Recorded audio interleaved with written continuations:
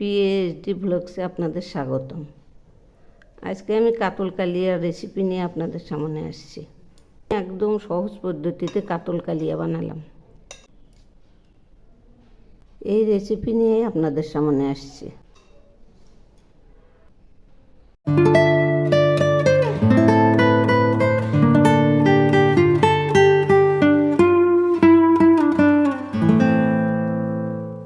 এই রান্নাটা করার জন্য এখানে আমি মাছ কেটে ধুয়ে নিয়েছি। এবার আমি এর মধ্যে পরিমাণ মতো লবণ দিলাম, আর দিচ্ছি পরিমাণ মতো হলুদ।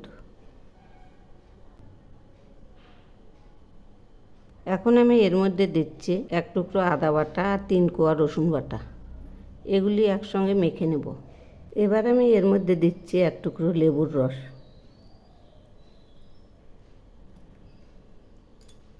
এখন এগুলি মেখে 10 মিনিট রেখে দেব।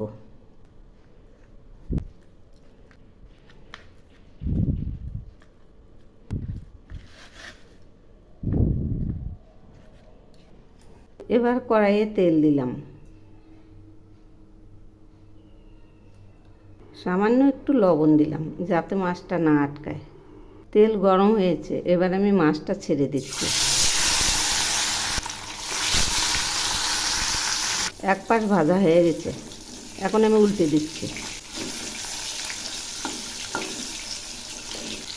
দুটোই উল্টে দিয়েছি, মাছ ভাজা হয়েছে, এবার নামিয়ে নিচ্ছি। এভাবেই আমি সবগুলো ভেজে নেব। এবার আমি ওই তেলে 2টো লং, 2টো সাদা এলাচ, দারচিনি আর তেজপাতা ফোড়ন দিলাম। এখন আমি দিচ্ছি একটা পেঁয়াজ বাটা,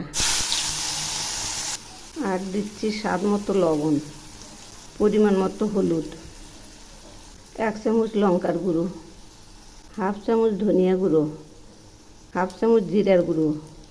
এগুলি আমি নেড়ে দিচ্ছি। মশলাটা ভালো করে কষিয়ে নেব।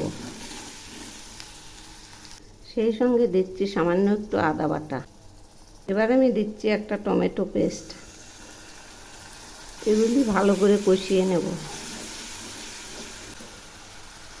এখন আমি দিচ্ছি টিস্পুনের 1/4 চিনি। মশলা কষানো প্রায় হয়ে আসছে। এবার আমি এর মধ্যে দেব 3 চামচ টক দই। এই দইটা আমি ফেটিয়ে নেব। এই যে দইটা ফেটিয়ে নিয়েছি। তো বন্ধুরা, আমার রেসিপি যদি আপনাদের ভালো লেগে থাকে তাহলে সাবস্ক্রাইব করে আমার পাশে থাকবে। দেখুন, আমি রান্নাটা একদম সহজ পদ্ধতিতে করলাম এবং সবার খাওয়ার জন্য উপযুক্ত। কম তেল কম মশলায়। মশলা কষানো হয়ে গেছে। এখন আমি 1/2 কাপ জল দিলাম। এগুলি একটু নেড়ে দিচ্ছি। ঝোল ফুটছে, এবার আমি মাছগুলো ছেড়ে দিচ্ছি।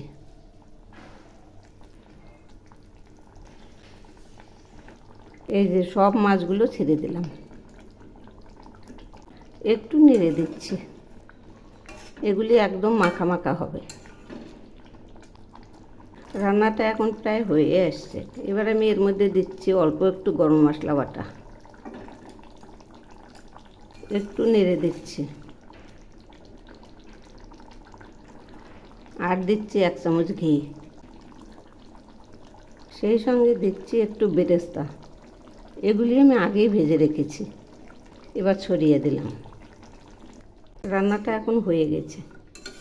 এবার আমি রান্নাটা নামাবো।